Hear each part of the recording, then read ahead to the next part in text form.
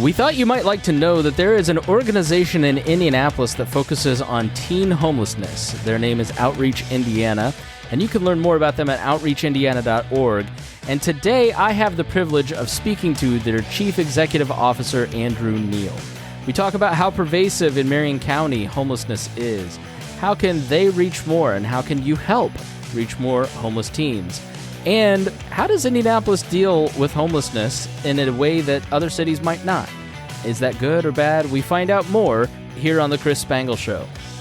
Stephanie Solomon, Youth Programs Coordinator, thank you so much for joining me today on the show.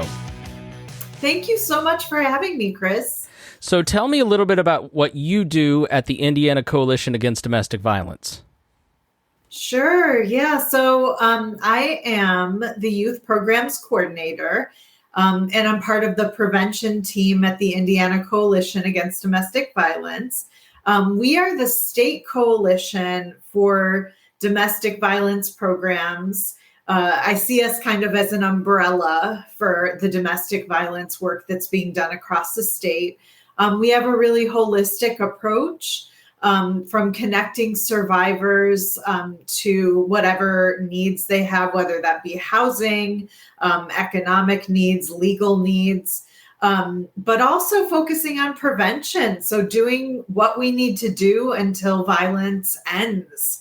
And our strategies are really all based around supporting communities across Indiana in doing what they need to do to be safe, stable, and nurturing. So I think the listener's mind might jump directly to maybe your organization is a women's shelter and you do direct intervention, but it's a little more complex. It's a very complex issue. I've had several friends in my life that have gone through this, and there is an entire parastructure, not just in intervention, but you said you work in prevention. Can you talk about the two differences? Like, what's the difference between the prevention side and the intervention side? And is there other sides that I'm missing here?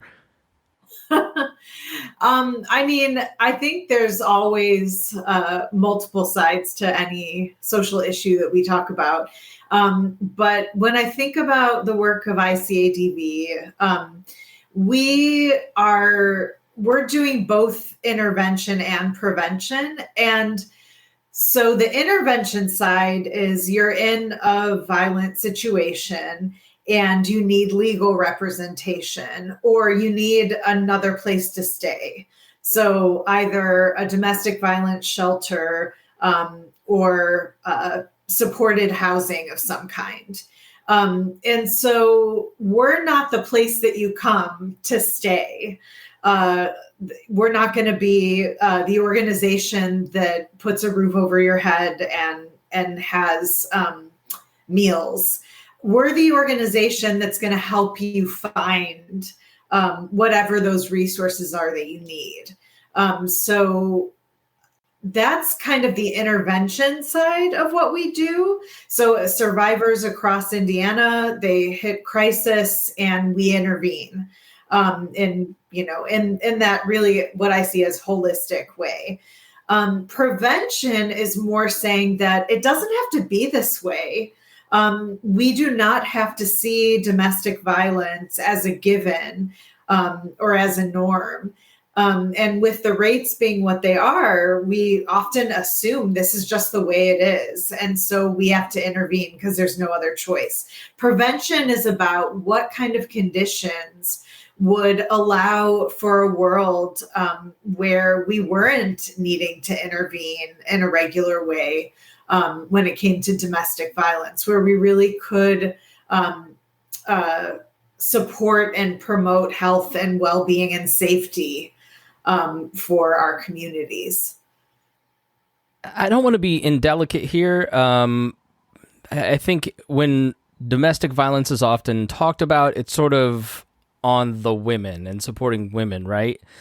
Is there an emphasis in what you do on the prevention side that is more on the male side? And I'm not saying that all domestic violence, there are certainly men who go through domestic violence. I know we saw some debate around that with the Johnny Depp trial. There's certainly abuse that happens towards men. But, I mean, the numbers are largely on the male side.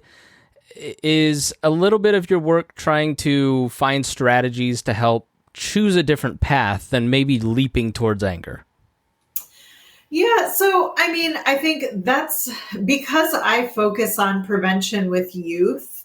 The when it comes to perpetrators of violence and gender, um, I I mean, what I've seen as a person who's been doing prevention and social service work for a long time, um, is that a norm and an idea about domestic violence is that the perpetrators are men, and the survivors, victims, and then survivors are women.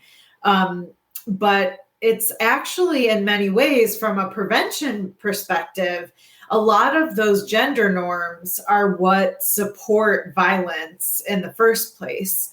And so it's messier than that. The idea that that there there are neat categories of who is a perpetrator and who's a survivor, and that has been a really interesting thing to learn about as I've entered this world. What are some things that you've seen that make you say that? Give us kind of let us see through your eyes a little bit. Well, I mean, I guess the best example is that when I was in college in 2000 to 2004, the women's shelter in my community was a women's shelter. So regardless of the domestic violence that was taking place in your household, you had to be a woman in order to access shelter.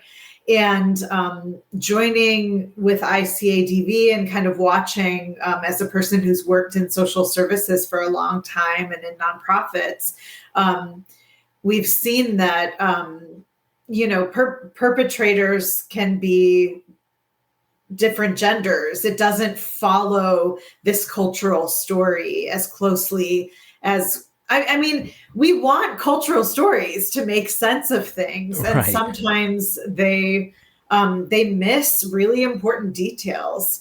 And so, a lot of shelters now are naming the fact that they aren't women's shelters; they're shelters for people who experience violence. I love that because I've had situations in my friend circle where the man has been the victim of domestic violence, and that I found out was a miracle. Because opening up and saying that this was happening to me is just wrapped around so much shame for men, and is very difficult, and you don't know where to turn, and so that's really interesting to hear that need is kind of being seen and met. Yeah, I mean, I think that it's one of the directions that we're going as a culture that is really challenging but really necessary, is really interrogating our assumptions about gender in general, but also the way that it shows up. So that stigma, the shame, that's affecting all kinds of outcomes when it comes to domestic violence. Even just the idea that if you have disclosed that you experienced violence and then you stay with a partner, and there's lots of reasons why people do, often reaching out for resources feels inaccessible because folks are so ashamed. And so that stigma and that shame, that's another one of those cultural norms that's affecting everyone, and affecting men in this particular way because of what our beliefs are about how men should move in the world. So you work primarily with youth, and I have to say I have become a much more open-minded person, a much more less narrow-minded, less, I grew up on Married with Children. That was like my formative show. Like, so when you look back and like watch that show, you're like, wow, that's why I had all these screwed up notions of masculinity and femininity and all this stuff. Kind of what you're talking about. What are some other, when you're talking with young people about cultural influences, and I love the mission of your organization, which is an end to violence, just period, not just domestic violence, but violence, which I can certainly sign on to. It's been a huge part of my broadcasting career, is just talking about why are we turning to violent means. What are some ways that you're trying to help teens see a different path and see a different future that endorses nonviolence? Yeah. So, I think I'm going to bring up the tension of the fact that we are seeing an increase in violence within schools and for young people in general. I was kind of shocked to learn that in Indiana, 1 in 10 high school age teens have reported experiencing some form of physical violence from a dating partner in the last year. And so I want to name that before really going into, how we can talk about violence prevention with young people, is that they're coming in a cultural context that I think is a little different than when I was a young person navigating these issues. So we often talk about what are the gender norms that you're seeing around you, what resonates with you in your experience, and what doesn't. And I find that that's a really helpful way to engage young people in those conversations, because often, lots of young boys are sensitive, and girls are, assertive. And so some of these binaries that we've created, we see it as adults. But imagine if we had been talking about that directly when we were young people. I'm not going to ask you your age. That would be impolite of me. I'm 38, and growing up in the late 90s. I'm proud of my age. I am fine to tell you that I just turned 40. Congratulations. It brings wisdom with it. Yes. And you and I kind of went to school around the same time. And I think when you said gender norms, so of course that triggers half the audience. But I think what I'm hearing you say is just making space for emotions and like not stereotyping people. Like, one of the best things that ever happened to me was reading Brene Brown and going, oh, I'm allowed to like accept that I'm a sensitive person, like, and kind of get away from some of that stuff. Is that just such a necessary part? A, am I right in assessing what you're saying? And then B, is how important is that in reducing domestic violence among school age people? I think your assessment is right on. There's an association between this feeling that I shouldn't show my emotions, and then venting or kind of exploding, and having violence end up being the way that emotions bubble up over time. We're all human.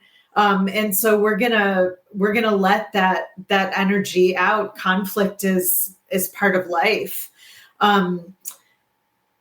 And I think that, I lost my train. No, you're good. I think it's exactly right. I think, so tell me about how you, like, is there exercises? Do you go into schools? Do you facilitate groups? Like, how do you actually facilitate these conversations with students? Yeah, so there's a lot of preventionists across the state that do go into schools and work directly with kids around healthy relationships. But really, with our youth council, the idea is that we're looking more at systems than we are at interpersonal or like one-on-one relationships. because that's happening already. A lot of our communities and a lot of our member agencies are going into schools and having conversations with kids about things like consent and healthy relationships.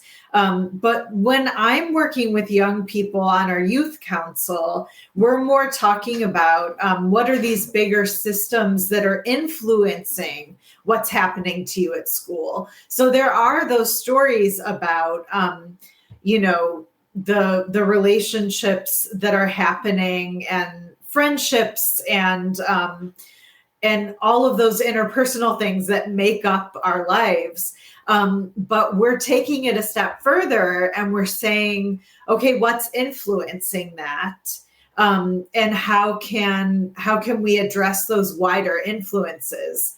One of my favorite stories that one of my colleagues tells is about a high school where in the hallway, there was this one spot where fights were regularly breaking out. And the administration was like, is there some solution to what we can do? How do we talk to the kids about not fighting with each other? But it didn't end up being talking to kids that changed things. It was changing the route from class to class in the high school so that there wasn't this buildup of kids all in the same hallway trying to go opposite directions at the same time. So in some ways, prevention work is about zooming out and offering the opportunity for young people to zoom out in a way that maybe as adults we can't, because we're not walking to use it as a metaphor, we're not walking the same hallways that they are every day. Yeah, I think the older I get, the more tasks I have, the more tasks I need to check off, and the less I listen. Which is especially a very middle-aged male thing to do. But part of your job is also just kind of giving teens more of a voice. So how do you try to give teens more of a voice, and what have you learned from them? Oh my gosh, that's a great question. I think,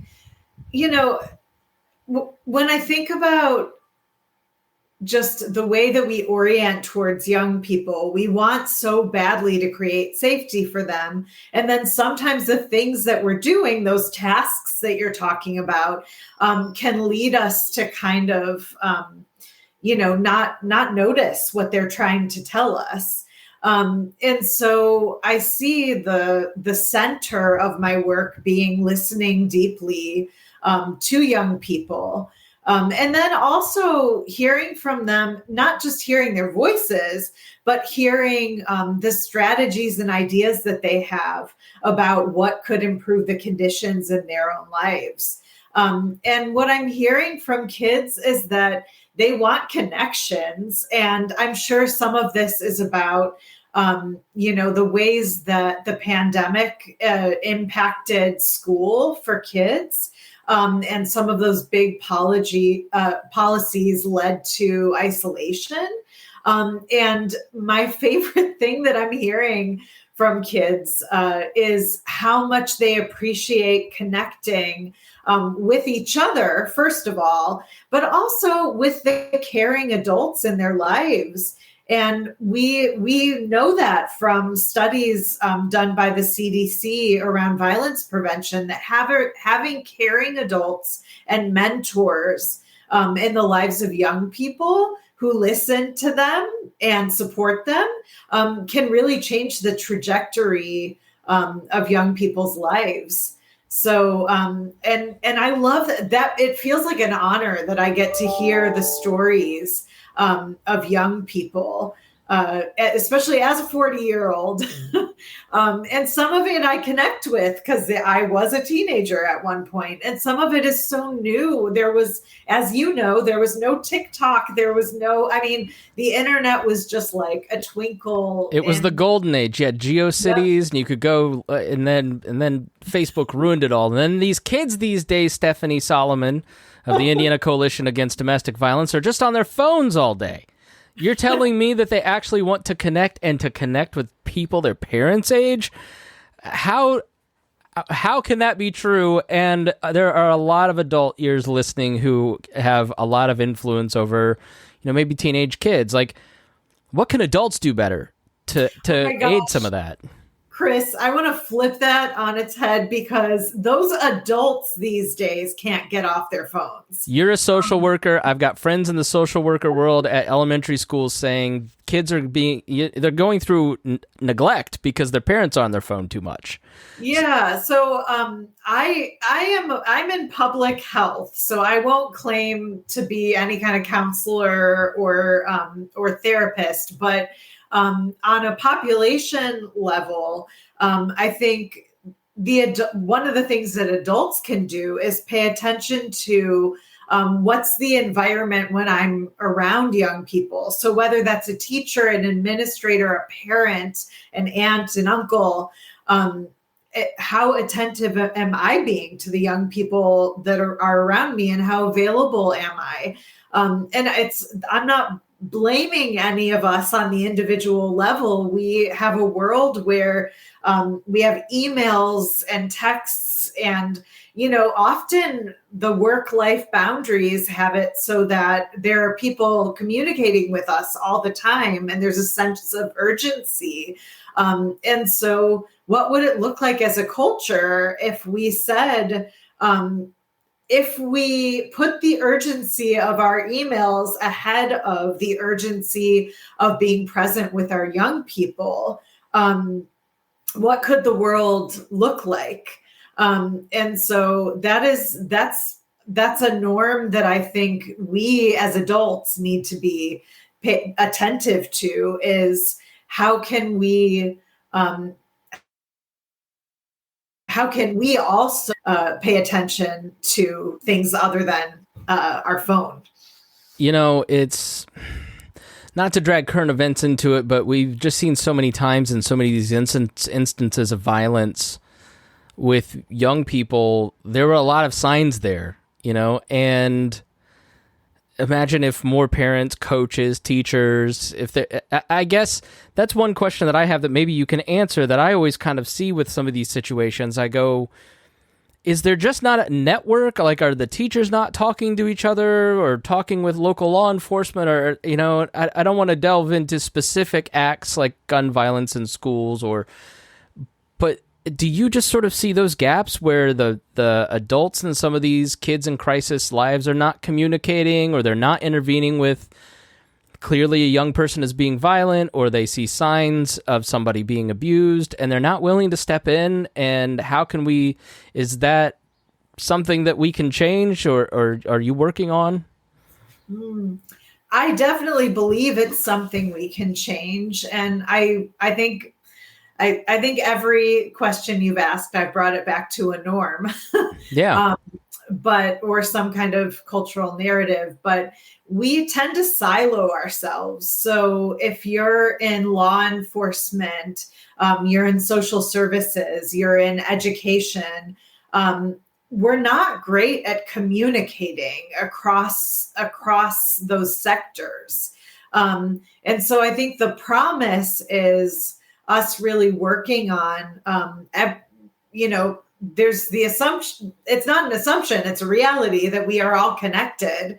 Somebody needs to pick the food that I eat in order to have safety. There's all these different institutions that I need to have access to.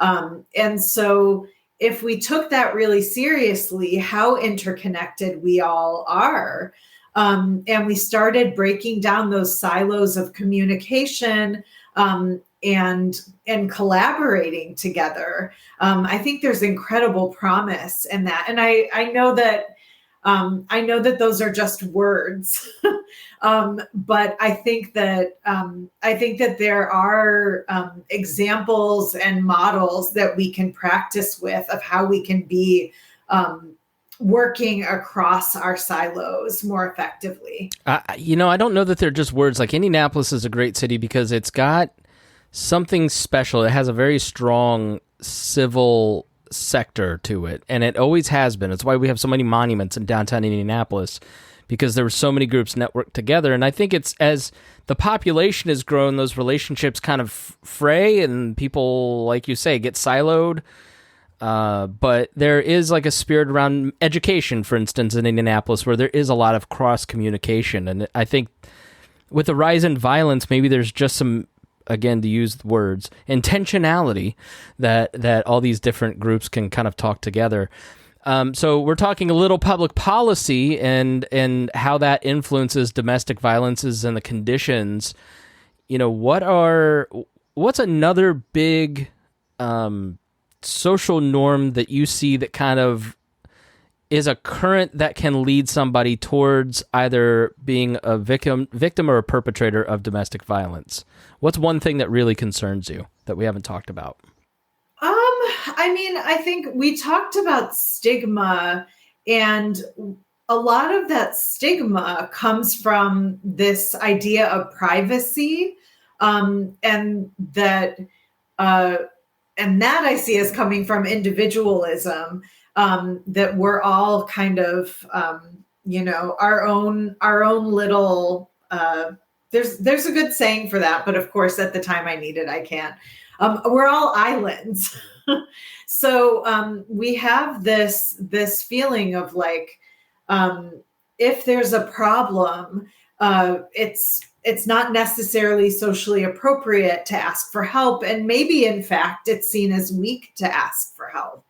And I think that that is another narrative that that could be transformational for us to start connecting with our neighbors, with our communities in a way that breaks that individualism, and where we can see the strength in asking for help.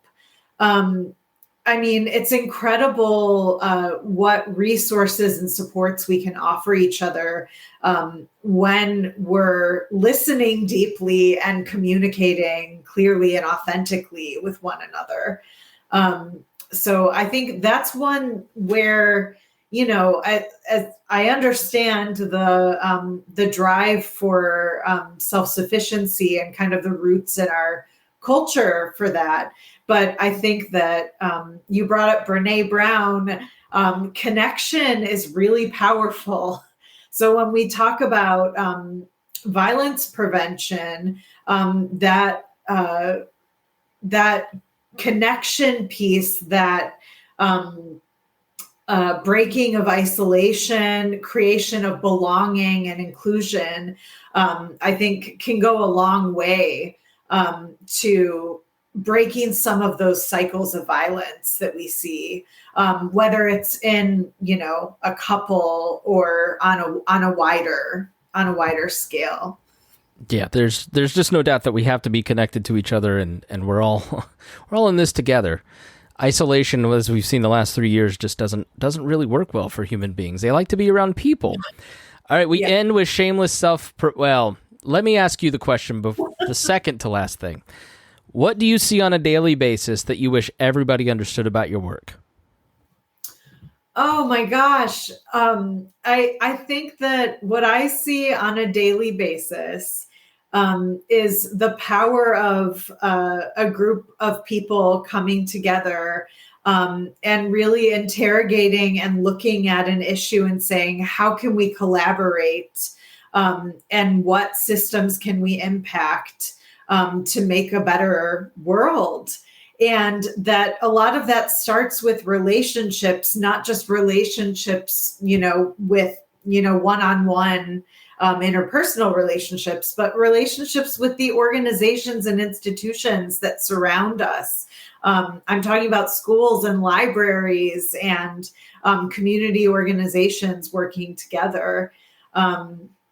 So that's where I find my hope and my promise. And I think ICADV does that exceptionally well, especially on a state level. So we're talking really a broad group of humans and institutions, and the kind of collaboration that it takes to change the world. You and I couldn't be more like-minded on so much of this. I mean, that's the reason the show exists, is just to network people together and try to get people involved and to get them engaged in their community again. And if they want to do that, shameless self-promotion time, how can people help your organization time-wise, monetarily? How can they help you specifically as the youth programs coordinator at the Indiana Coalition Against Domestic Violence? Well, if you go to our website, icadvinc.org, which I see is along the bottom of the screen, that's one way. You can also find us on Facebook and other social media platforms. I think Facebook is the most active. But there are opportunities to partner with us as a funder, to partner as a volunteer, to partner with all the different things we do, from the crisis work to legal to prevention. Specifically, teenagers across Indiana or parents or guardians of teenagers have the opportunity to connect directly with our youth council through me. And you can find that from the website or just directly contact me at ssolomon, and that's SSOLOMON at icadvinc.org. And I would be thrilled to have more young people from a wider swath of the state getting engaged in violence prevention and the bigger work of making this a better world for all of us. Stephanie Solomon of the Indiana Coalition Against Domestic Violence Youth Programs Coordinator, thank you so much for being with me. We really appreciate your time. Thank you for having me, Chris.